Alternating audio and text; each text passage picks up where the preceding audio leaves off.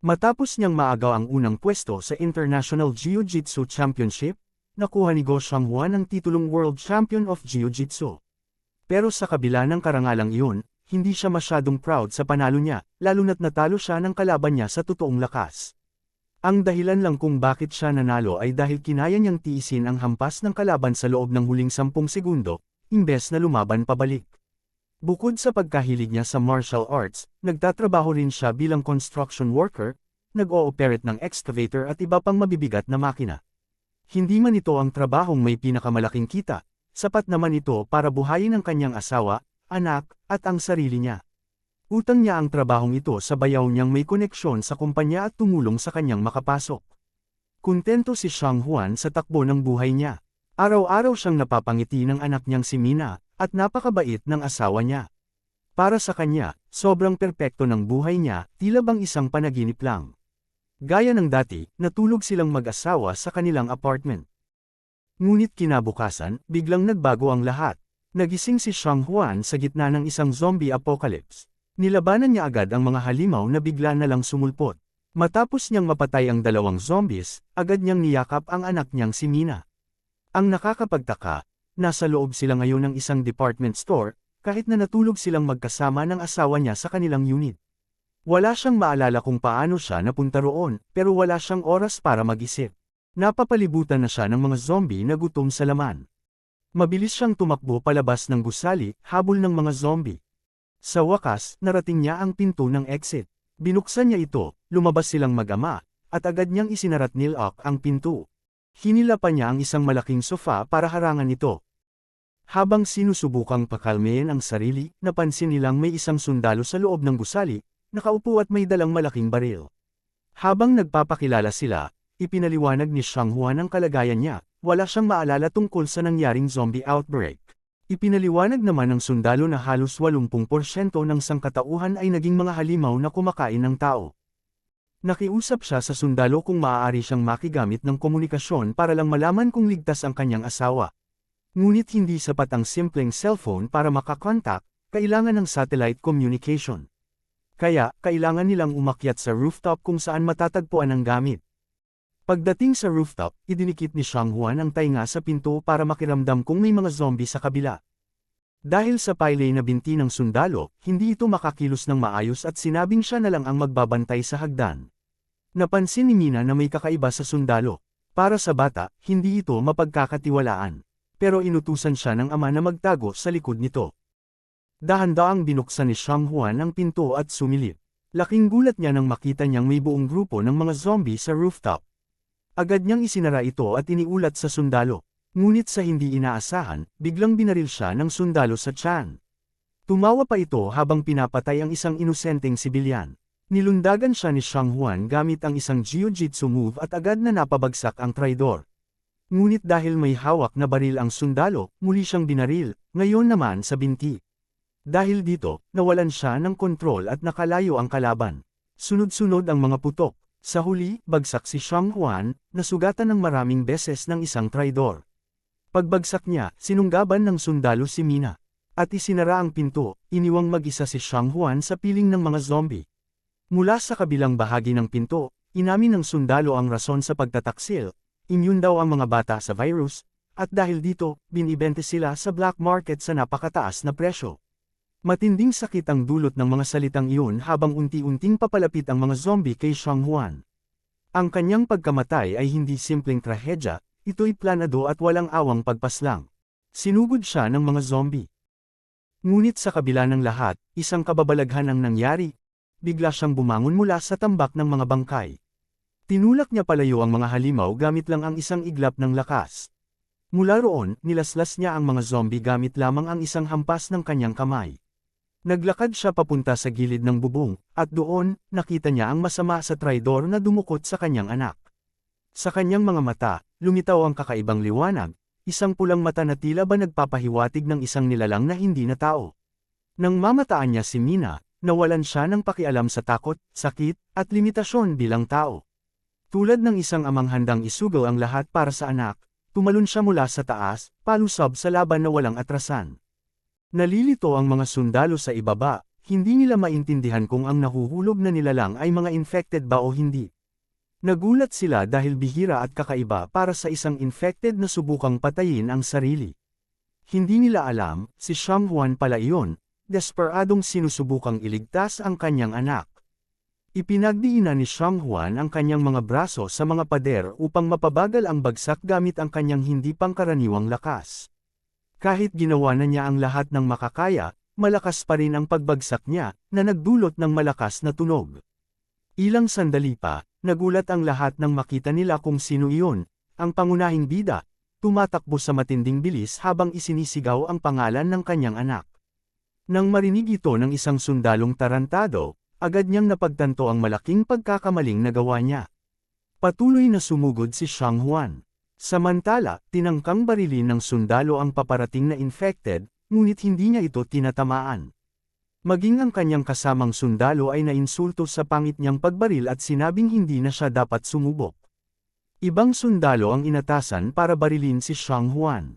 Tumutok ang lalaki, at sa isang putok lang ay direktang tinamaan nito ang binti ni Xianghuan. Sa kasamaang palad, dahil sa tama sa isang mahina at mahalagang bahagi ng katawan, bumagal ang takbo ni Xianghuan. Pero kahit ganoon, nananatili pa rin ang matinding determinasyon niya bilang isang ama. Napaisip ang ilang sundalo kung may infected bang mas matatag at matibay ang loob kaysa sa lalaking ito. Sa tuwing sumisigaw si Mina ng pangalan ng kanyang ama, mas lalo pang nagpupersige si Xianghuan. Hindi niya iniinda ang sakit, basta makalapit lamang sa anak. Muling tumutok ang sundalo, at ngayon ay tumama ng isang kritikal na tama sa ulo. Pero hindi ito umubra. Napagtanto ng mga sundalo na halos wala ng epekto ang mga bala sa infected na ito, kaya nagpasya silang gumamit ng granada dahil mas malaki ang pinsalang may dudulot nito. Napakabilis ng takbo ni Xianghuan kaya hindi man lang siya umiwas sa papalapit na granada. Sumabog ito mismo sa kanyang mukha, at lumikha ng makapal na ulap ng usok. Para kay Mina, iyon na ang pinakamasakit na tagpong nakita niya, nasaksihan niyang parang namatay ang kanyang ama habang siya'y wala ring magawa kundi iabot ang kamay sa ere habang papalayo ang sasakyan. Lumipat ang eksena kay Xianghuan na ngayon ay labis na nasugatan. Wala na ang kanyang kanang braso at umaagos ang dugo mula sa kanyang tiyan. Pero kahit nasa bingit na ng kamatayan, ang iniisip niya lang ay ang kanyang anak. Di nagtagal, dumating ang grupo ng mga infected para tapusin na siya. Nang inag ang katawan ni Xianghuan dahil sa tindi ng hirap, pero hindi ito dahil sa takot, kundi dahil sa isang uri ng evolution. Ang nawalang braso niya ay biglang napalitan ng panibago. Pinigan niya ang kanyang kamao. Muling nag-flashback ang kanyang alaala, naalala niyang nangako siyang maglalaro sila ni Mina. Natapos ang masayang panaginip, at nagkamalay muli si Xianghuan. Ang katawan niya ay tila walang sugat at parang walang nangyari. Naguluhan siya at nagtanong sa sarili kung ano ang nangyari. Sa tabi niya, may isang infected na nagsalita at tinanong kung ayos na siya. Sinabi ng infected na wala siyang dapat ipag-alala. Magkasama silang nakaupo sa isang raft habang naghihintay siyang makapanghuli ng isda. Inimbitahan pa niya si Xianghuan na sumama. Pero may pagdududa si Xianghuan, kaya hinawakan niya ang damit ng infected. Biglang inatake siya ni Xianghuan, nilock sa braso at pinadama ang sakit. Hindi pa roon nagtapos si Xianghuan, tinapak-tapakan pa niya ito. Ang nakakatawa, ito rin ang nilalang na tumulong sa kanya kanina. Sa wakas, napagtanto ni Xianghuan na ang infected ay marunong magsalita. Ngunit ang totoo, hindi ito dahil nagsasalita ang infected, kundi dahil siya mismo ay may kakayahan ng maintindihan ang kanyang kapwa infected. Napagtanto niyang ang raft pala ay hindi bangka kundi bahagi lang ng sahig ng isang swimming pool, baliw pala ang zombie. Nagulat ang infected nang malamang buo pa rin ang alaala ni Xianghuan kahit na siya isa ng infected. Agad na nagtanong si Xianghuan kung saan ang pinakamalapit na military base. Mabuti na lang at madali lang ito hanapin dahil may direksyon patungo roon. Nagpasalamat si Xianghuan at humingi ng tawad sa pagkabasag ng braso ng kausap. Ipinaliwanag ng matanda na kakaiba si Xianghuan. Ang ibang infected ay hindi na nagagamot at nananatili sa wasak nilang anyo. Samantalang siya, mabilis ang paggaling. Ibinunyag din ng matanda na si Xianghuan lamang ang kauna-unahang infected na tila may taglay pa ring alaala bilang tao. Ang iba raw ay minsang naging tao rin, pero nilampasan na nila ang hangganan ng pagkatao. Idiniin ng matanda na hindi lang mabilis maghilam ang katawan ni Xiang Huan, may alaala pa siya ng kanyang nakaraan, at tiyak na kakaiba siya. Ngunit hindi nagpakasaya si Xiang Huan sa pagkakaibang iyon. Ang iniisip pa rin niya ay ang kaligtasan ng kanyang anak. Nang marinig ng infected ang tungkol sa anak niya, natanong niya kung infected ba talaga si Xiang Huan. Dahil kung tao pa rin siya, mahirap siyang pagkatiwalaan, dahil sa takot ng mga infected sa mga tao. Ayaw tumulong ng matanda, dahil ayaw niyang pumatay pa ng sarili niyang uri. Ngunit nang balikan niya ang nangyari, na muntik na siyang patayin ni Xiang Huan, napagtanto niyang mas tao pa ito kaysa sa zombie. Napagtanto ni Xiang Huan na mag-isa na lang siya sa laban na ito. Umupo siya at nagtanong kung paano makakatawid. Pero may huling alok ang matanda, kalimutan na raw niya ang anak niya at mamuhay na lang kasama sila. Walang pag-aalinlangan, tinanggihan ni Xiang Huan ang alok. Sinabi ng matanda na ang damdaming makatao ni Xiang Huan ang posibleng magdulot ng kanyang pagkawasak, at maging dahilan ng tuluyang pagkasira ng mga infected. Hindi natuwa ang matanda sa sagot niya. Tinawag niya si Xiang Huan na isang malaking banta, at nagpasya siyang dapat itong patayin agad. Pero mabilis kumilos ang ating bida. Para sa kanya, wala nang saysay ang makipagtalo pa, kaya tumalon siya sa tubig sa pag-asang makakatawid siya sa ganoong paraan. Pero ang hindi niya alam, ang tubig ay puno ng mga infected na kanina pa pala nag-aabang ng kanilang pagkakataon. Ngayon na malinaw na ang signal, planong patayin ng mga infected si Xiang Huan habang napapaligiran nila ito. Pero malinaw at matapang ang mensahe ni Xiang Huan nang biglang dinudurog niya ang ulo ng isang kauri nila. Kung may haad lang sa kanya sa pagligtas ng kanyang anak, papatayin niya silang lahat. Nagulat ang mga infected habang literal na pinipisa ni Xiang Huan ang utak ng isa sa kanilang kasamahan. Dahil sa matalim na titig ni Xiang Huan, naduwag ang mga infected at bumalik na lamang sa ilalim ng pool. Tumingin si Xiang Huan sa zombieing nakaupo, na napangiti ng pilit at kinakabahan. Bilang parusa, ninakaw ni Xiang Huan ang damit nito at ginagamit pa ang isang infected bilang upuan niya. Habang nag-uusap sila, nararamdaman ng ibang infected ang matinding pangamba. Ayaw nilang maranasan ang sinapit ng braso ng kanilang kapitan. Isang infected ang naglakas loob at sinubukang sugurin si Xiang Huan. Hindi man lang tumayo si Xiang Huan, tinadyakan niya ito pababa at inapak-apakan. Natawa siya sa katangahan ng zombie na iyon, na tumakbo pa palapit sa kanya. Ngunit ipinaliwanag ng zombie na hindi lahat ng infected ay pantay-pantay ang talino. May ilan daw na marunong sumunod sa utos at maayos gumalaw tulad niya, pero karamihan ay walang pakialam at basta-basta na lang umatake kahit kapwa nila infected. Hinala rin ng zombie na naaakit ang iba kay Xiang Huan dahil siguro sa amoy nito bilang tao. Walang sinabi si Xiang Huan. Tiningnan lang niya ang matandang zombie, na nanginginig sa takot at nakiusap na pagkatiwalaan siya sa huling pagkakataon. Umalis si Xiang Huan dala ang banta, kung may harang sa kanya sa paghahanap sa kanyang anak, walang awa niyang babaliin ang katawan nila. Sa kanyang paglalakad, nakasalubong niya ang isang kakaibang nilalang, isang dambuhalang gorilla na umangat-ngat ng mga bahagi ng katawan ng tao na parang merienda lang. Pero tinapatan lang ito ni Xiang Huan ng isang palad na suntok sa mukha, napakalakas ng tama kaya tumilapon ang gorilla sa lupa. Sa sumunod na eksena, makikita ang mga infected na nagsasayawan sa isang club. Ngunit nasira ang party nang muling lumitaw ang galit na gorilla at ibinagsak si Xiang Huan sa pader, at nadamay ang mga infected sa dinaraanan nito. Halos hindi makaganti si Xiang Huan habang paulit-ulit siyang sinasampal sa mga pader. Sa isang suntok pa lang, tanggal na ang magaganda niyang ngipin. Nakahanda na ang gorilla na durugan ang kanyang mukha sa susunod na suntok, at ang nasa isip lang ni Xiang Huan ay ang isang blog na nabasa niya tungkol sa pagharap sa mabangis na hayop, pero wala itong silbi ngayon, dahil bagbog sarado siya.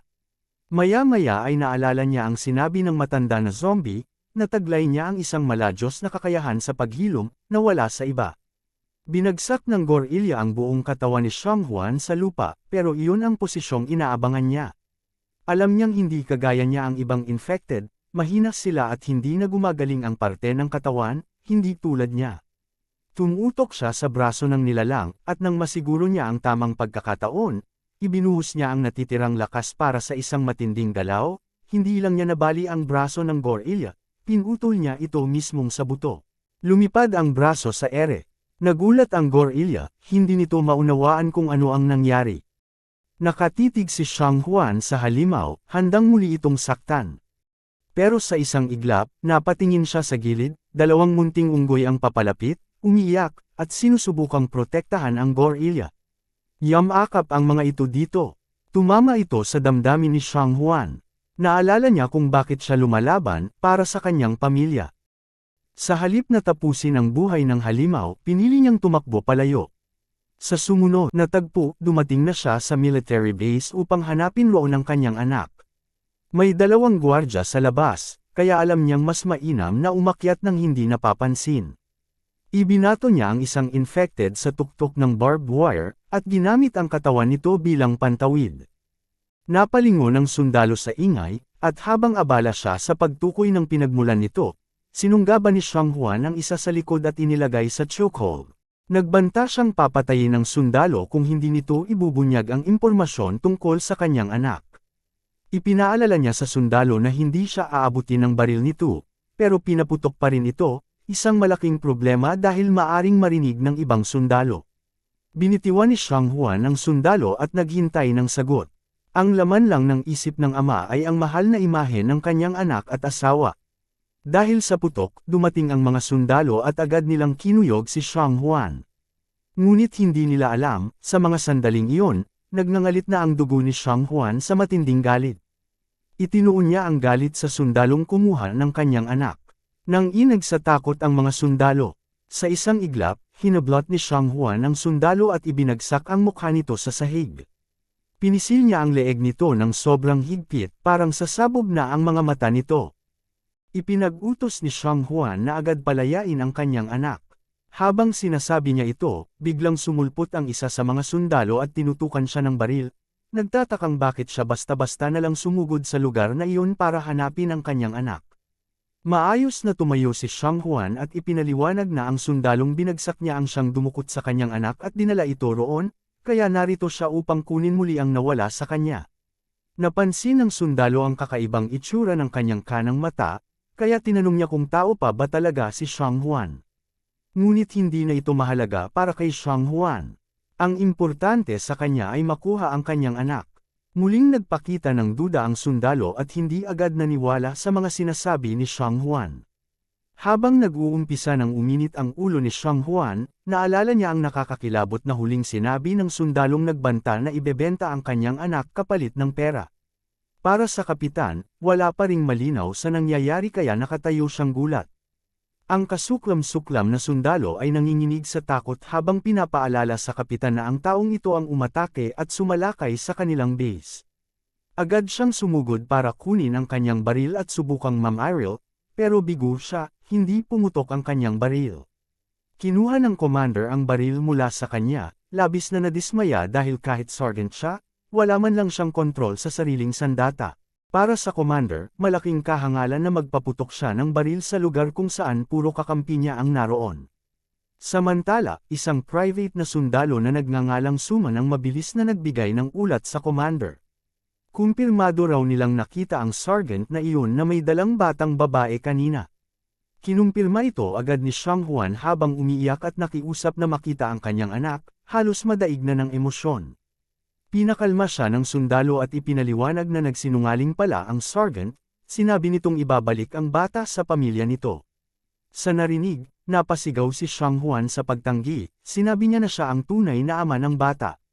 Ngunit biglang nagwala ang sundalong sinungaling at iniutos sa kanyang mga kasamahan na patayin si Shang Huan sa oras na iyon. Muling hinarap ni Shang Huan ang sundalong iyon, handang durugan siya. Pero hamarang ang commander at ipinaalala sa kanya na sinusubukan nilang tulungan siya at pakinggan ang kanyang panig. Kung hindi siya makikipagtulungan, lalo lang tatagal ang muling pagkikita nila ng kanyang anak. Sa puntong ito, mas malinaw na para sa commander ang buong sitwasyon. Agad niyang ipinatawag ang mga sundalong kasama ng sergeant sa operasyon ng araw na iyon. Dalawa ang lumapit at nagpatotoo, totoo raw ang sinabi ni Suman. Nakita raw nila ang isang batang babae sa isang tindahan at iniligtas ito, bagamat hindi nila alam ang buong kwento sa likod nito. Ni ang commander ay walang kaalaman sa insidenteng ito dahil piniling itago ng sergeant ang lahat at hindi man lang iniulat sa base. Lumalabas na ilang beses na pala niya itong ginagawa, dinadala ang mga bata sa kung saan at hindi na ibinabalik sa kampo. Mariing itinanggi ito ng sergeant pero agad siyang pinahiya ng commander sa pamamagitan ng isang tanong, bakit hindi siya nagulat ng kahit ano sa base. Lalong nagwala ang sergeant, at inakusahan si Suman na pinagtutulungan siya. Pero hindi na nagpatumpik-tampak si Xiang Huan, sinuntok niya ang bibig ng sundalo at itinumba ito sa sahig. Lumipat ang eksena kay Xiang Huan habang isinasailalim siya sa body check. Napahanga si Suman sa kakaibang kalagayan ng katawan niya, walang sugat ni kaunti. Inabot ni Suman ang isang eye patch para takpan pansamantala ang kakaibang mata ni Xiang Huan. Ipinaliwanag ni Suman na kapag nakita ng mga tao ang kanyang mata, baka bigla na lang siyang atakihin. Habang naglalakad sila ni Suman, nalaman niyang magsisimula na ang search operation para hanapin ang kanyang anak matapos ang paglilitis kay Li Byung, ang traidor na sundalo. Pero habang nagtatanong siya tungkol sa detalye ng paglilitis, biglang narinig nila ang putok ng baril. Agad silang yumuko palayo sa bintana. Sa radyo, narinig ni Suman na si Li Byung daw ay nagtatapon ng granada para patayin ang lahat. Nakakapagtaka, dahil dapat ay wala siya sa aksyon, dapat ay nakakonfine siya sa infirmary. Mula sa malayo, nakita ni Suman ang isang sasakyang mabilis na papatakas mula sa base. Hindi na nag-aksaya ng oras si Xiang Huan, tumalon siya mula sa bintana at sinimulang habulin ang tumatakas na sundalo. Agad namang nakahabol si Suman gamit ang motorsiklo. Sinabi niya kay Xiang Huan na manatili sa base, pero sa halip na sumunod, tumalon si Xiang Huan sa motor at nakiusap kay Suman na bilasan ito. Narinig ng commander sa radyo ang ingay ng motor at tinanong kung sino ang gumagamit nito. Sagot ni Suman, siya ay kasalukuyang humahabol kay Li Byung. Ngunit bago pa makapagbigay ng direktang utos ang commander, naputol ang signal at naging static. Hindi alintana ni Suman ang ingay, tuloy pa rin siya sa pagtugis. Habang papalapit sila, hiniling niya kay Xiang Huan na barilin ang mga gulong ng sasakyan gamit ang ripling na kasabit sa likod nito. Agad tumutok si Xiang Huan, ngunit dahil sa kakulangan sa karanasan, pamalya ang unang putok. Nangako siyang hindi siya mamimenta sa susunod. Pero hindi na siya pinatagal ni Suman, pinahinto nito ang motor, at siya na mismo ang bumaril. Ngunit maging si Suman ay hindi rin agad tinamaan ng gulong. Sa ikalawang putok, tumama rin siya at naging dahilan ng pagdulas ng sasakyan.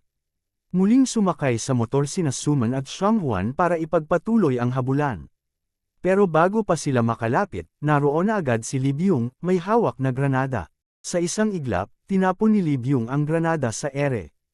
Ngunit gamit ang kanyang perpektong aim, napigilan ni Suman ang tiyak na kapahamakan. Ngayon, wala nang ibang opsyon si Li Byung.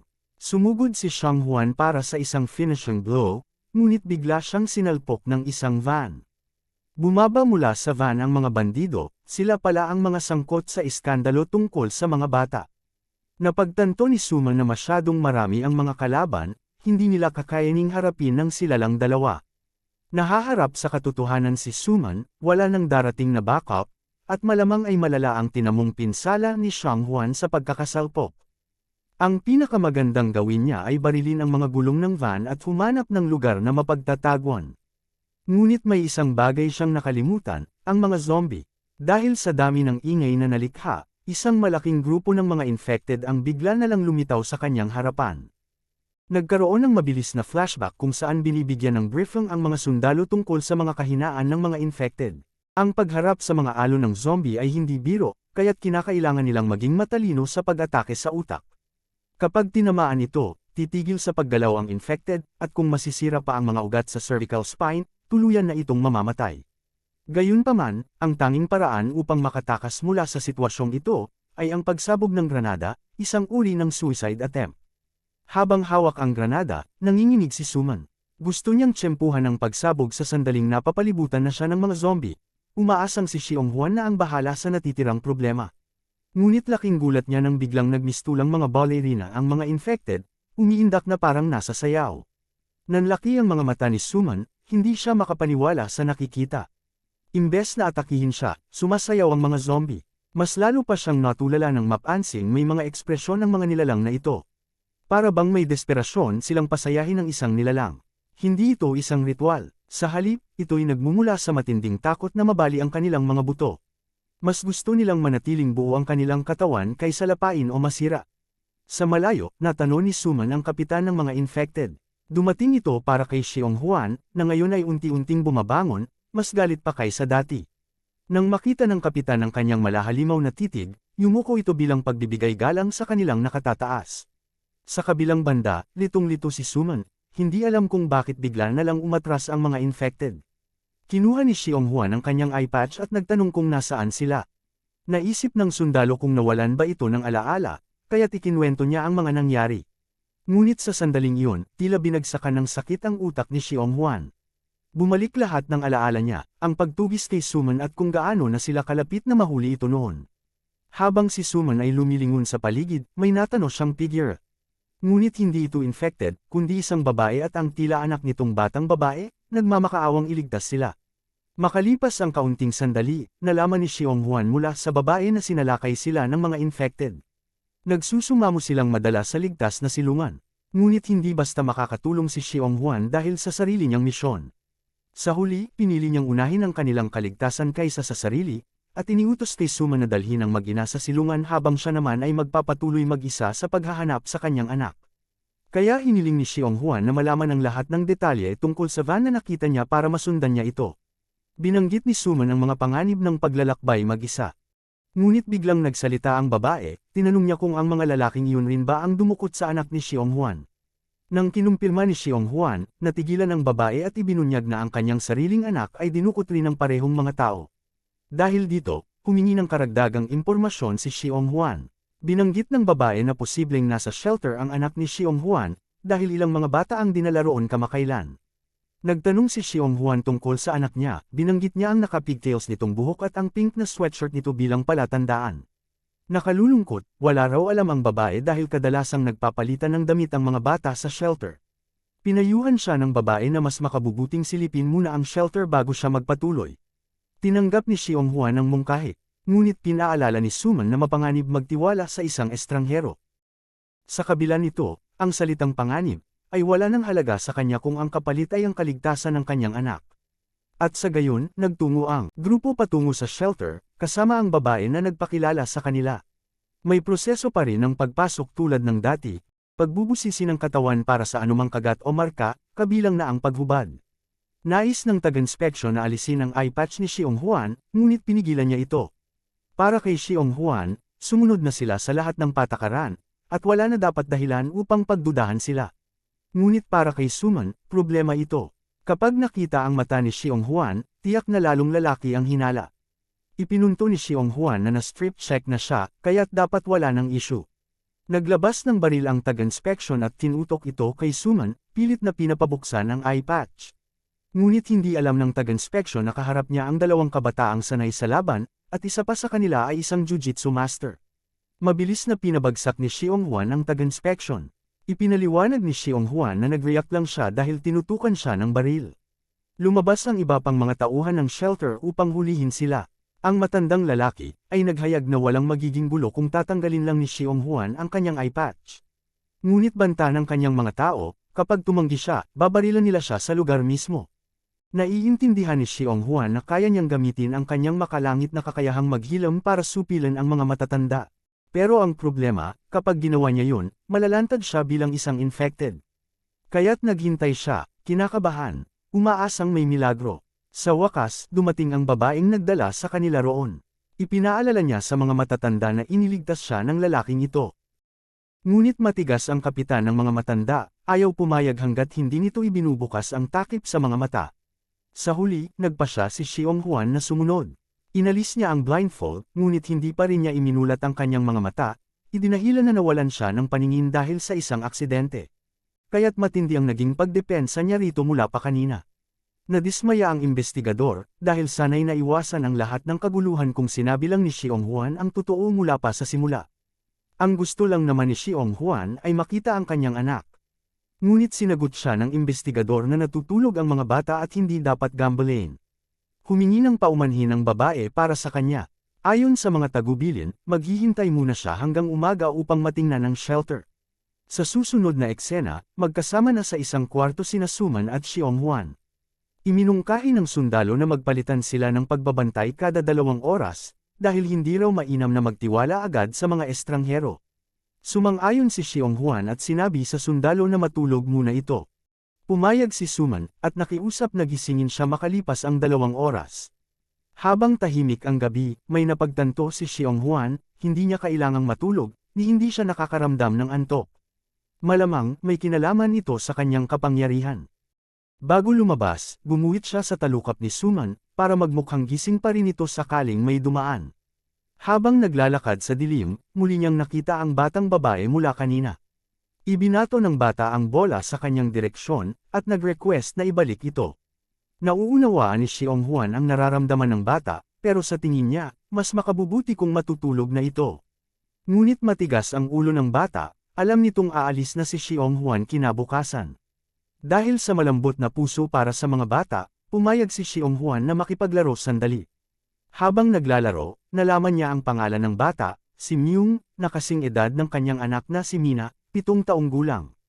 Lumipas ang 1 minuto, gusto pa sanang maglaro ni Myung, ngunit ipinaalala ni Xionghuan na mas mahalaga ang tulog. Binuhat niya ang bata pabalik sa loob. Doon niya nalaman ang nakakagulat na katotohanan, hindi pala tunay na ina ni Myung ang babaeng kasama nito.